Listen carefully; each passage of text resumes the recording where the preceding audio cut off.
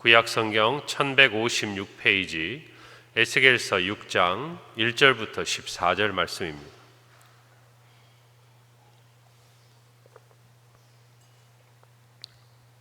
제가 봉독하고 마지막 14절 합독하겠습니다.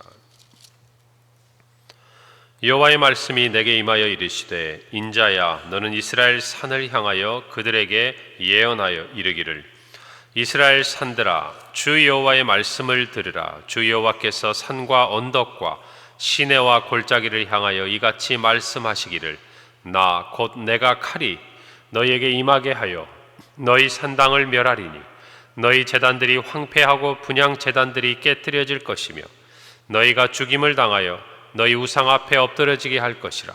이스라엘 자손의 시체를 그 우상 앞에 두며 너희 해골을 너희 제단 사방에 흩으리라.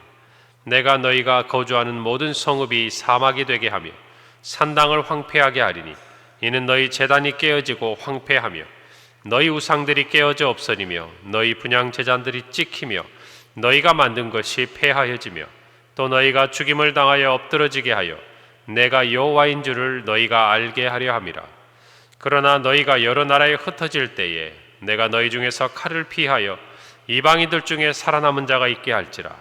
너희 중에서 살아남은 자가 사로잡혀 이방인들 중에 있어서 나를 기억하되, 그들이 음란한 마음으로 나를 떠나고 음란한 눈으로 우상을 섬겨 나를 근심하게 한 것을 기억하고 스스로 한탄하리니, 이는 그 모든 가증한 일로 악을 행하였음이라.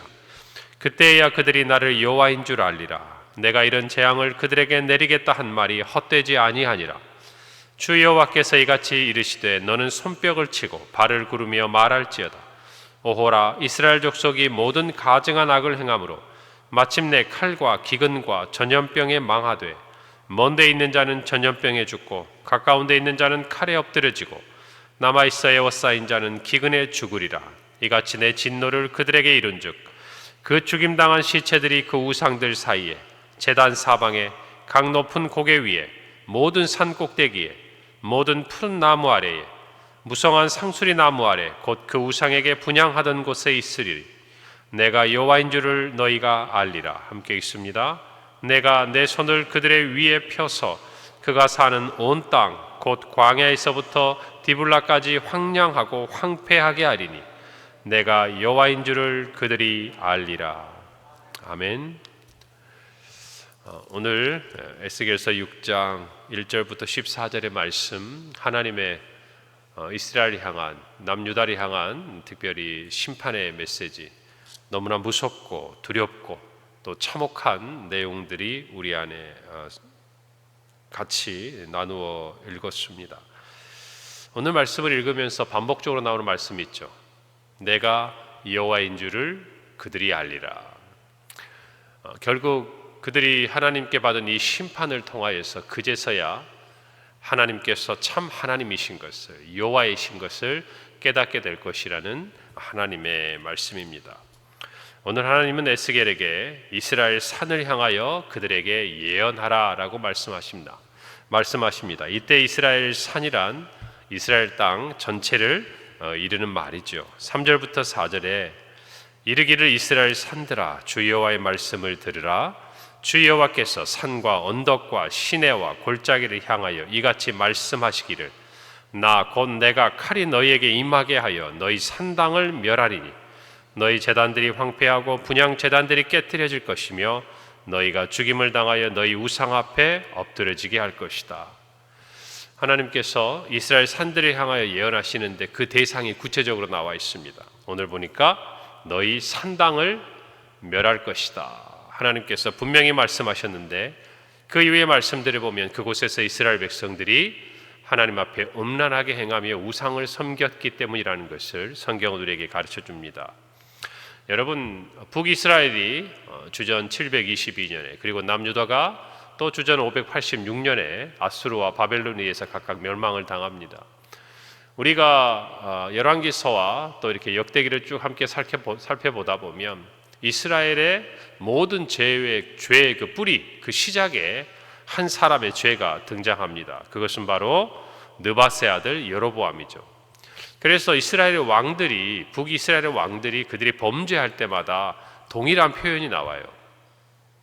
바로 여호와께서 보시기에 악을 행하여 이스라엘로 범죄하게 한 느바세 아들 여로보암의 죄에서 떠나지 아니하였다. 여로보암의 죄가 무엇입니까?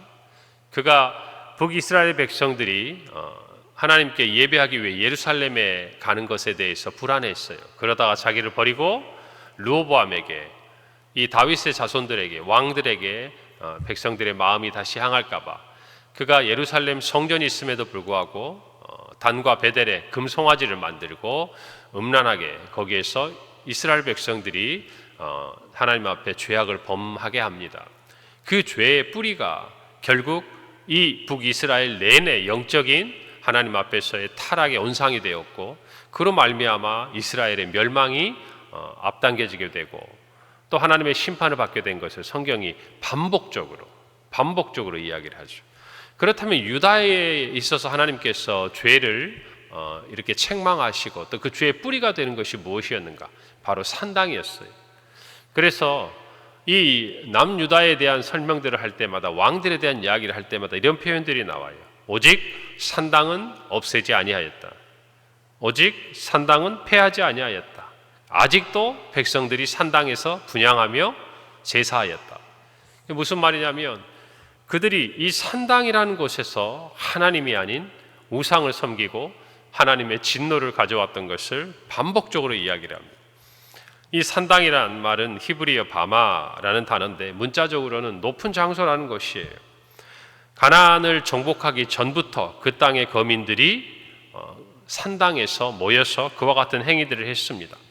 그래서 하나님은 가나안 땅을 정복할 때에 이 산당을 헐도록 명하셨지만 이것은 우리가 아는 대로 계속 존재했어요. 기브온 산당에도 하나님의 성막과 번제단이 있었고, 또 선지자 사무엘과 사울들도, 왕 사울도 산당에서 하나님께 제사를 드린 기록들이 있습니다. 특별히 우리가 아는 대로 솔로몬 왕은 기브온 산당에서 우리가 잘 아는 일천 번제를 하나님께 드렸습니다. 그런데 이 산당이 본격적으로 성전 건축 이후에도 계속 존재하면서 그 수요가 늘어났으며 특별히 하나님을 거역하고 우상을 숭배하는 장소로 사용되어진 것들을 성경은 우리에게 가르칩니다. 히스기야나 요시야처럼 종교개혁을 일으켰던 왕들은 이 산당을 헐기도 하였지만, 그러나 그것도 잠깐 다시 그 후대에 악한 왕들이 일어나서 이 산당이 다시 세워지는 일들이 성경에는 기록이 되어 있습니다. 오늘 말씀에 보면 하나님께서 에스겔을 통하여서 진노와 심판의 말씀을 하시면서 이 산당을 멸하겠다라고 이야기를 하시고, 이 이후에 나타나는 끔찍한 무서운 하나님의 심판에 대해서 그 이유가 바로 이 산당에 있었다는 것을 우리로 깨닫게 합니다. 5절부터 7절이 보면 이스라엘 자손의 시체를 그 우상 앞에 두겠다. 너희 해골을 너희 제단 사방에 흩어버리겠다. 너희가 거주하는 모든 성읍이 사막이 되게 하고 산당을 황폐하게 하겠다. 이는 너희 제단이 깨지고 황폐하며 너희 우상들이 깨어져 없어지며 너희 분향 제단들이 찍히며 너희가 만든 것이 폐하여지며 또 너희가 죽임을 당하여 엎드려지게 하여 내가 여호와인 줄을 너희가 알게 하겠다. 무슨 말입니까? 왜 이들이 우상을 섬깁니까? 하나님을 참 하나님으로, 하나님이 여호와이신 줄 그들이 인정하지 않았다는 것이죠.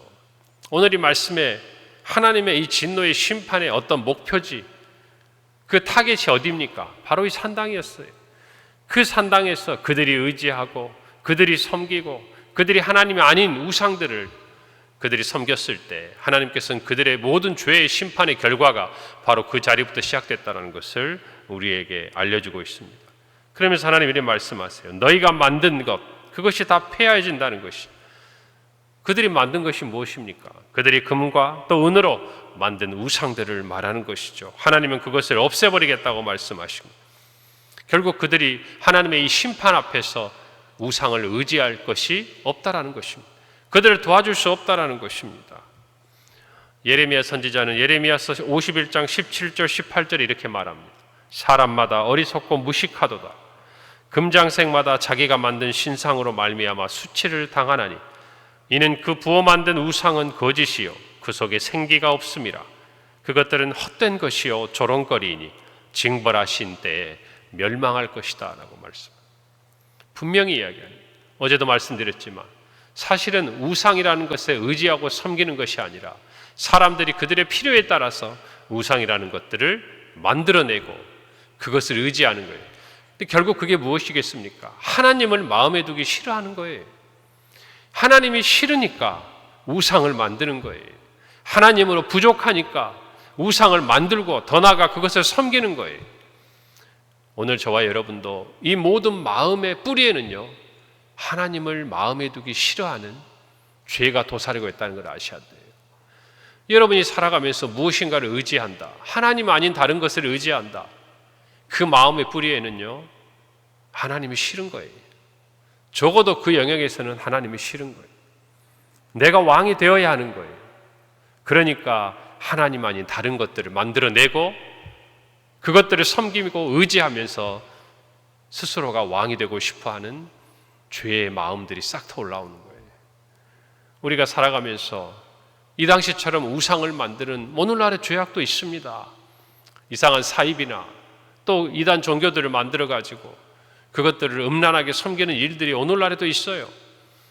그러나 오늘날의 대부분의 사람들은 정말 물질과 또 자신이 가지고 있는 이 땅에 추구하고 사랑하는 그 모든 것들로 하나님을 삼고 정말 하나님을 마음에 두기 싫어하는 일들이 많습니다. 오늘 저와 여러분이 마음에 분명히 깨달아야 돼요. 내가 하나님을 마음에 두기 싫어서 만들어내고 있는 오늘 이 시대의 우상들은 없는가? 때로는 그것이 내가 가지고 있는 명예와 부와 물질과 또 하나님 아닌 또 다른 어떤 대상들이 있을 수가 있는 거예요. 그렇게 쫓아다니다 보면, 그렇게 끌려다니다 보면 오늘 예레미야서의 말씀처럼 하나님의 징벌하신 때에 멸망을 당하고 오늘 에스겔의 말씀처럼 하나님의 심판 앞에 놓이게 된다는 것을 저와 여러분이 잊지 말아야 할 줄로 믿습니다. 이렇게 하나님이 무서운 심판을 내리신 이유는 단 하나예요. 내가 여호와인 줄을 너희가 알게 하려 하겠다라는 것이.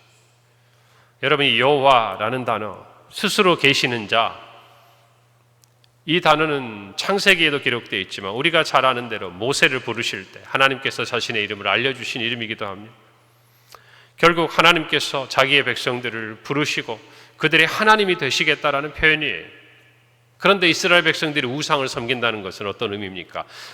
우리 하나님으로 그들이 섬기지 않겠다라는 것이죠. 인정하지 않겠다라는 것이요. 그때 하나님께서 말씀하시는 거예요.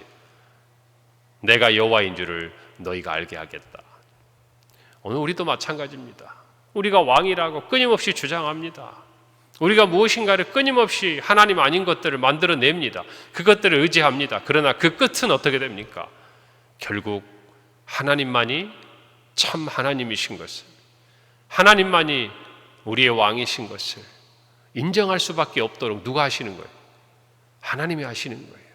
사람을 의지해도, 물질을 의지해도, 그 모든 것들을 의지해도 그것은 우리의 의지할 대상이 될 수 없다라는 것입니다.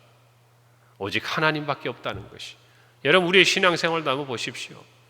우리가 정말 무엇인가 힘이 있을 때, 우리가 능력이 있을 때, 무엇인가 가지고 있을 때, 여러분 그때 하나님을 의지하기가 쉬운 것이 아니에요. 그러나 우리가 하나님 앞에 두 손 번쩍 들고 납작 엎드려서 나올 때가 있어요. 언제입니까? 다 깨졌을 때, 다 잃어버렸을 때, 다 부서졌을 때, 도무지 내가 나를 왕이라고 스스로도 여길 수 없을 때 하나님 앞에 나오는 거예요. 그리고 그제서야 하나님이시라고 고백하는 거예요. 물론 우리가 알듯이 바벨론의 포로 생활 이후에 하나님은 다시 이스라엘을 회복시킵니다. 하나님은 우리도 회복시키시리라고 우리는 믿습니다. 하나님은 그렇게 하십니다. 그 모든 것의 출발이 우리가 하나님을 하나님으로 깨닫게 될 때 출발하는 거예요. 할렐루야. 그런데 이것을 저와 여러분이 아셔야 돼요. 오늘 8절에 보면 여러 나라로 흩어질 때에 이방인중에 살아남은 자가 있게 하겠다고 하셨습니다. 그런데 그들은 이것을 생각하는 거예요. 9절에 보니까 너희 중에 살아남은 자가 사로잡혀 이방인들 중에 있어서 나를 기억하되 그들이 음란한 마음으로 나를 떠나고 음란한 눈으로 우상을 섬겨 나를 근심하게 한 것을 기억하고 스스로 한탄하리니 이는 이 모든 가증한 일로 악을 행했다 그랬어요. 하나님의 무서운 심판 앞에 그제서야 기억하고 한탄하는 그런 이스라엘 백성들을 향하여서 오늘 선지자는 하나님의 말씀을 선포하고 있는 것이, 오늘 저와 여러분도 마찬가지입니다. 10절에 그때서야 그들이 나를 여호와인 줄을 알리라. 내가 이런 재앙을 그들에게 내리겠다 한 말이 헛되지 아니하니라 그랬어. 7절 말씀에서 내가 여호와인 줄을 너희에게 알게 하겠다. 오늘 9절에 10절에 그때야 그들이 나를 여호와인 줄 알리라. 그때야, 그때가 이르기 전에 하나님을 하나님으로 섬겨야 하는 줄로 믿습니다. 그때가 이르기 전에. 여러분, 저와 여러분의 신앙생활도 마찬가지예요. 예수님께서 약속하신 대로 이 땅에 다시 오심을 우리는 믿습니다. 그때는 언제 올지 몰라요. 성경에 있는 대로 도적같이 임한다고 그랬어요. 그때가 이르기 전에 저와 여러분의 신앙은 물론이고 세상 사람들이 구원을 얻도록 저와 여러분에게 하나님이 맡기신 사명이 있지 않습니까? 그때가 이르기 전에 우리는 스스로 기억하고 한탄할 것이 아니라 하나님 주신 사명을 감당하고 믿음 안에 살아가는 하나님의 자녀가 되어야 할 줄로 믿습니다. 10절 마지막 부분에 내가 이런 재앙을 내리겠다고 그들에게 한 말이 헛되지 않게 하겠다고 하나님이 말씀하셨어요. 반드시 이루어진다라는 것입니다. 이사야 55장 11절에 내 입에서 나가는 말도 이와 같이 헛되이 내게로 되돌아오지 아니하고 나의 기뻐하는 뜻을 이루며 내가 보낸 일에 형통하게 하겠다고 말씀하셨어요. 하나님의 말씀은 결코 헛되지 않습니다. 반드시 이루어집니다. 오늘 우리가 하나님의 말씀을 들었습니다. 그 말씀대로 하나님은 하나님을 하나님으로 섬기는 자들에게 은혜를 주시는 분이에요. 그러나 하나님을 하나님으로 깨닫지 못하고 알면서도 섬기지 아니할 때 하나님은 하나님께서 말씀하신 이 무서운 하나님의 심판을 또한 우리 앞에도 놓아두셨음을 잊지 말아야 합니다. 이 세상에 하나님을 하나님으로 깨닫지 못하고 예수 그리스도를 믿지 아니하는 자마다 멸망에 빠질 수밖에 없다라는 것을 하나님은 다시 선포하고 계시는 거예요. 오늘 저와 여러분은 이 시대 앞에서 또 우리의 삶 속에서 어찌하든지 정말 이 심판에 이르지 아니하고 구원과 영생에 이르는 길을 이미 받았기에 우리의 가정, 우리의 이웃, 또 우리 일터에서 함께하는 동료, 그리고 우리 주변에 있는 사람들에게 하나님의 이 정말 심판과 또 구원의 메시지를, 복음을 담대히 전하는 하나님의 자녀로 살아가야 할 줄로 믿습니다. 오늘 하루 우리 평생에 오늘 이 말씀을 마음에 새기고 하나님의 뜻대로 하나님을 하나님으로 섬기고 살아가시기를 바랍니다. 기도하겠습니다. 하나님, 오늘 귀한 말씀을 듣습니다. 남유다의 백성들이 산당에서 우상을 섬기며 죄를 범하였을 때 결국 그들은 하나님의 무서운 심판 앞에 설 수밖에 없는 것을 봅니다. 우리가 참으로 죄 가운데서 빠져 있을 때 우리의 허물과 죄로 우리는 죽었던 멸망 가운데 있는 존재일 수밖에 없습니다. 그러나 예수 그리스도께서 우리를 위하여 십자가의 죽으심으로 살리심을 우리는 믿습니다. 그 은혜를 입었습니다. 이제 우리가 오직 하나님을 하나님으로 섬기며 이 땅 가운데 주를 알지 못하는 자들, 주를 믿지 않은 모든 이들에게 하나님의 정말 그 심판이 아닌 구원과 영생에 이르는 그 길을 에스겔처럼 선포하고 전하는 우리 성도들의 삶이 되게 하옵소서. 예수님의 이름으로 기도합니다. 아멘.